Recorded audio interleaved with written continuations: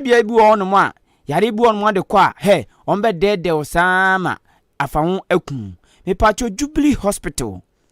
Hospital eno ne ayarsa bia ya meme kan fama se o maame yare o papa yare o nuaba yare obia yare a fa ne ko Jubilee Hospital esan se nipa eye dwuma wo no no okọ pharmacy okọ doctor ho okọ baby a matan wo apemfo ko OPD security manager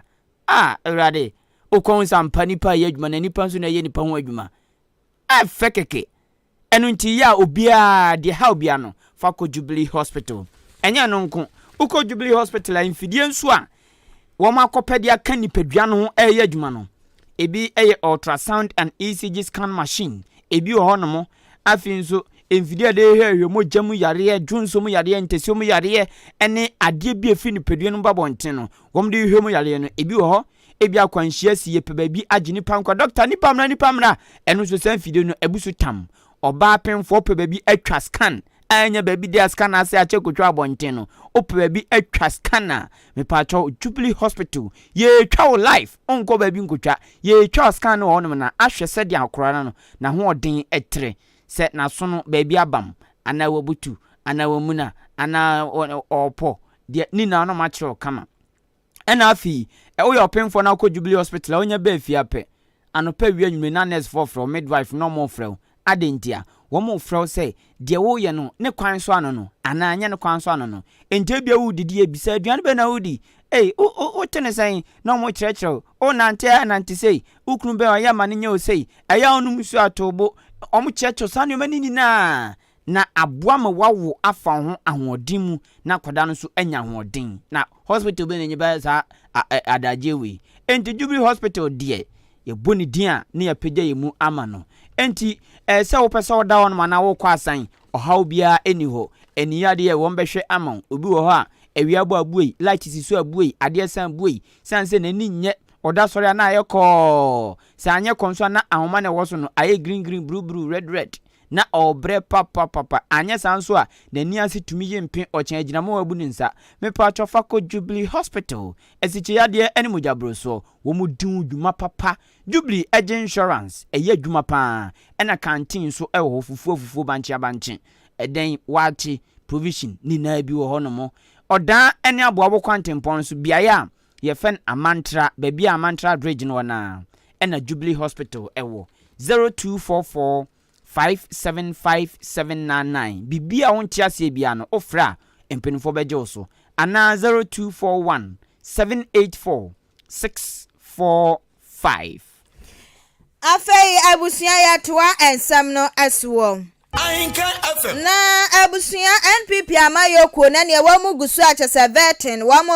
vete empenifo awodro wameyi omutisa wamunyaye a wombetu franka ama NPP amayoko na dwade atwem na wamo hyase ene de nipa miensa na sa kokopie mu ewo ye vetting committee ne anim eye Dr. Owusu Efriye akoto wosoafo a enkane na wo hwe eye kuayo eso afe wosoafo a enkane na wo hwe pedie ani nyumanyuma eso Dr. KK Aproku wono so ekobi saso ano wosoafo a enkane na wo hwe keteke ekwan eye wonimonyamfo jogate wamo miensa ana wamo ekoye na ebra wamo kwhya ye tutututu wamanu a wamo di dwumadie ni ba na wie yepe ana Dr. Owusu Efriye akoto wade nsama wodro tudwa wo chemsa wano wo hyebo a wodi suntini bosha wo hye ene wo ka na to wo bia tirimsa enyasa wo ka ne sa keke bosha ne eden obedi so na bosha wo hye ana wo kire se dachi bia no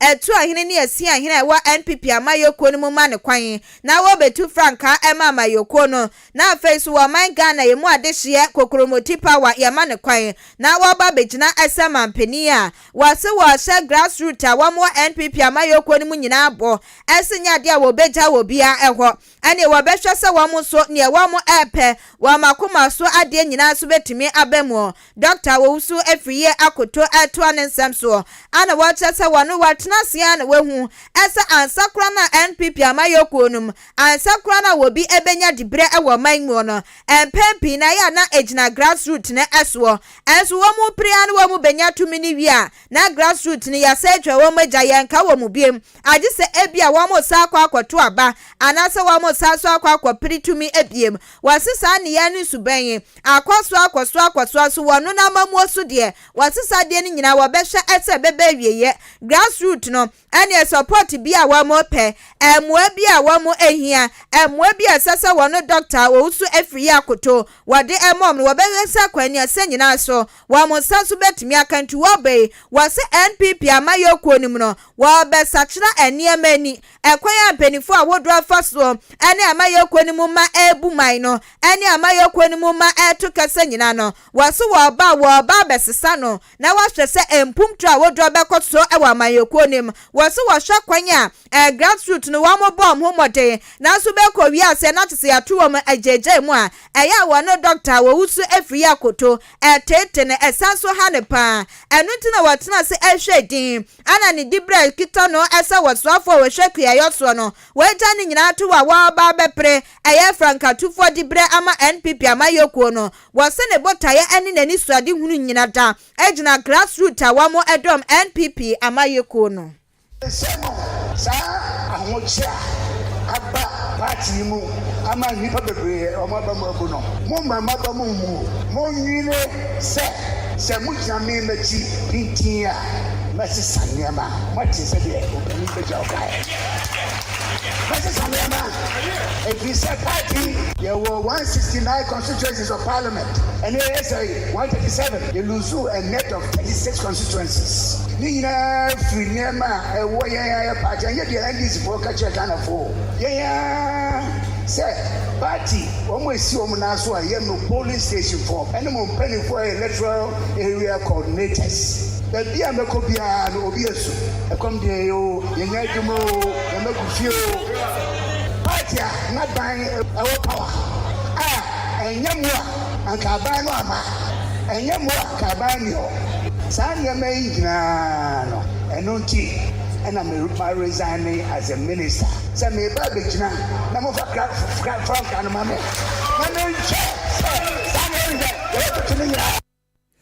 Abusiani eye enkane swafo ana wo hwekua yo eswom pempene wose wo kwano wakotu franka ama NPP ama yokondachi bia no wano so abedima pani ewo maimo Dr. Owusu Afriye akotu etrenti ya yenya cheswa na se tempo anu nsu de anhwea enye na abusia se etiasia ye won kwanya ye home awia bo amfifreti ya mo no womu de yade bi ba ya tudin se anthrax na sa yade na se tanya mopa enya boa na onipa okoye this is my pet kramawo na ni diago na ebia na udi agro bi benya ho enti anthrax yade no na baby asi ayi ni tipa eye upper east region atifidu ono mo eno nam so ma risk communications manager Emma Ghana Veterinary Service wo ma hwemwa eyare wansem so awasanso deputy head ewo National Food Safety Laboratory Dr. Benjamin Kisisasu anopeya one oboba ofori amanfo di nkomo ewo ma chidwumadie so ena odi tudwa kire se sa anthrax yade no enekre se etifidu epoye mantemu wo mo chemwa maako 1,243,000 ewo wo mu na panie vaccinate wo mu na ose anumu enomu sa aboa no baako ewo hono ma owo anthrax yade ni bi enam so ma Dr. Benjamin Kisisasu etre se ogiri pa se kon omofa so treat mu ano kon omofa so wo mo ne panie ene de keka ho no Ghana Veterinary Service for atumi akata sa anthrax yade no so a entumi nyinsem enko ye nneoma wodo bebri empo a nipa ka ho penyini eto ne nsem so no se enokre yade bi a enam so se wo mu hu ni santi no okọ atifido apoye mantemu a wo ma bra se aponche bia mo mpie mo ma bra se preko bia mo hwe no bia nya ni preko ma ne nkochinchin odwan hwe no mo nya no ena afi nantwie ena nkraman enti samu aweni na no oso okọ atifido famu ewo atifido apoye mantemu a wo ma bra samu aweni na se mo bia nkochin na obi ankofa asem amma yesi aboa akokọ dantema na gyanan ene dɔɔso na so asempa de panso benya bidie enya de obenya bida yenten sema Dr. Benjamin Kisisasu edi tu dwo ma achi dwumadie so abra oboba ofori amanfo etenase efa anthrax yade hu you better say it's not continuing no social vaccination that as I say it's not continuing here on 150,000 animals na one panel here after so say among for next upper east no mountain no amabechi assembly kind adject to mama the one degree na and if you are from the 3rd June the nya kiss PI as I can say so can actually be do the can say Ghana a year and outbreak over onipa motini ni eye doctor ono ena eye Dr. Benjamin Kisisasu oye risk communications manager Emma Ghana Veterinary Service and osanso deputy head Emma National Food Safety Laboratory nene ena busamuti yango motwetwe koso ewa Ahenkan 93.3 FM machi dwumadie so abra obu woba ofori amanfo etenase nina efa anthrax yade onasa yale nya abo a obekona etutututu no basa ekum wo mo pa yenyina wesuni amfa kase no ensi meko amanfo adwenkyra aba betodwa no na menhya se emfree Facebook live Pedro wa Madina ose ohwe kase live ohwe live pa na hwe na ohwe no so eye clear ewo Indianapolis Kumasi Tanoso Kesben Junction ose yankoso nya dwuma se ya na ni je ho papa ado Isaac se Ahenkan FM ohwe live efree jaha na nyame onim nkoni ye bodwuma pa otie kase no so a ofilima ni wurewura ne tensem na se ye kama enjenkoso mu adwumadin se ya na ose network na ewoja no network na enyo Amagana na ona adwenkyere otwere bai eno no Francis Kaswa Datus ono se well done onimnyamfo Anita Obolove Emisa abanka tipani owo Kaswa se wabo health workers abaso okay na se dwumadie bi koso si ochia MP Honorable Mavis Hawa Kumsin oba kukudrufo serebo na ya say onimnyafo KT Hammond otenase pan ti otenase pan na odwene asem na obekan no obisa no senti otenase pan e na odwene asem na obekan no osi onko doma henro no mo osi he should go to doma with okay osi onko doma no onko chi ohene ne ehu sampa ne ni abre na omeyehu sampa di asema doma hene kan no enye no kure enti serebo na ya one de ode aba ode toa onimnyafo KT Hammond asema wakin eno no ose Ghana is sitting on timing bomb ne dia ode ba eno no Selasi eso di frigoso enchi akese yankomo onimnyafo Alan Kojo Chiramatin wakasa mpa be mu no oso ne be the next president osinyamnya nim ni goni oni nipa odi sefata se odi NPP party no anim na omubu watwe no mu se gen enti chief Alan John Kojo Chiramatin. It is the simple and short ne dia odiaba eno no se John bososo ose baomia ene NPP fo enya so mu tieti omanfo fa hodie so eye dede nante mia odobi ni na se Ghana fo bi ose sebi Ghana fo bi nso nwen Ghana fo bi nzen na omutuminya kukudro didi nwoma bi achi ene dede baomia mia BMW ose eva so bi enizo omu na ye osi oni na na duna na teso ena bank bi bank the whole Ghana omu gun no na nti wa is hard we den na chese wo tumi ka se me ba be enwema yi a ye se ye wudi enti osem de ba omi de na omo ye no muntu na asem twuru ba bi kra na o me ye hute dede ne pria na operate so wo de aba abo no enti ohwemo mfa na asem twuru ba bi osi kudos to Honorable Kingsley Owusu Newman incoming MP Fantiakwa South Azeman enso di free chronom osi opposite market osi se NPP peso mu bu watwe no mu dia na asi ahene ne atu ahene no wo monto aba no ema Owura Alan Kojo Chiramatin ono pe ene betumi abu watwe no mu gen ama NPP owo ahene akwasi echampon kwache osi odimnyamfo Dr. Efri Yakoto ene okohia meet vetting committee no na party no there's a bibia dem trodo ono aso no moto aba ma no ni wadi party nanim mesi abato we die ebe yire papa serebo na ya asan ba biem se enti Ghana anum se obi tai opposition bi achi na oche na dwen a na no aiden enti se ose doma hene tai endis fu achi na se oche na dwen mo pa che so nkana no ntuma na fellow Ghanaians, allow me to prophesy that the country is running into ditch. Nedia odia babiem enono. Mona solo or Christoph Electricals. Chairman, Christoph Electricals. Ahenkan FM. Umutie live. Ewo atumda MTTD Road. Ultra B Plaza Gakrebia Honorable. Christoph. Ubeko be watch information center. Nyaminsha papa. Christoph Electricals. Nyaminsha pa. Ene 24/7 tia wutie yen. Fidel Hayford se odifitadi kwasi mintim. Ose asokwa constituency wo mu hia onipa obetumi aye asokwa ye na wama mpuntu aba ho we firi hin okay watumegu we yenka wasem ntime nheda mmoso ma menko SMS nso na menko fa ba kumenu aba we say smart news ama Ghana go deaf of elders because people love money too much. Okay, or party say Ghana. Ghana yewu. Sanse mpenufo na di anim no. Omu pesika dodo. Obi ba ne nama campaign adu. Aka na ato abai. MPC no ba mu ba fie.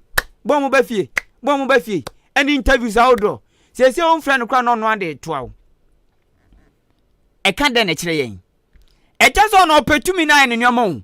Nipa kro ya ye ba beto prime minister na nia brea onna kakrabia na radio kakrabia na radio enso otoba ni wi a o fe no kra busa na asem kekefon so a onka so onfa nipadua ni na amra studio no eno kra bra obebre no enso ye beto obedie obi adi namumrika constituency bi obi adi mrika obi bosumi bi opeso ye interview be kana kra enti enka bibi ntia ye ntimamfo no titu no ya eto aba ne sa akoi ode edi agro nipa ya asem yo kan ye obedi tumi wanye edu ye osan pre pa ti se ayi odwan ya mantam na hye buom ne won se di ne bedi bronya osan pre ebedu tumi ne asan di nachi all because oba we twa 20 bi abo wa mo 100 Ghana ama 200 awurade ye to ba so pa ebi adwen wo form papa munsiase not for ebi adwen wo form papa ebi start me say omo to ba ni wi a open abusa na sem keke kra on fiu so ye nipa ni phone wo but bi ye beto promise ye omo hunse nkofo be contest omo no omo prince gidigidi na mu na nyame betete mo to baako cause omo gi tumi na omo yusu tumi ni as MP me MP no womo gina sa tumi no so di omo business o ye obi okita MP phone omo nwene wo na to aba na omo nwene ho ono MP position or the yen business because wo Ghana na okuta such position mi hu babia ontumi babia otumi wura babia otumi ko anade a wo pre ho a wo bebre no ono MP no ko ya afala na onem ento mo pe position di omo business they don't mind you ento dia na so nya asie bia na oda obepra gu suburo nya du na obeche anwa ne ntoma ze wa ya de unya hute and so still obekona Ghana fo ya ebia sam ya wadi na chi yodio erade da ben kakrakra omo ti asie ba se ase not na kire bibi kakrakra omo ti asie ba ehun se esi abato no enye Mateuska ebra dumi ye bibi gidigidi ntime gina so amaga kudwa amaga kudwa amaga ebusian ya kokran me pacho ati most beautiful aya katuna bro na bibia ba na wieye na abato no se upo obi ato amana me pacho woma ejina no ba ko a odasronko ewom aye fe no afri ye afri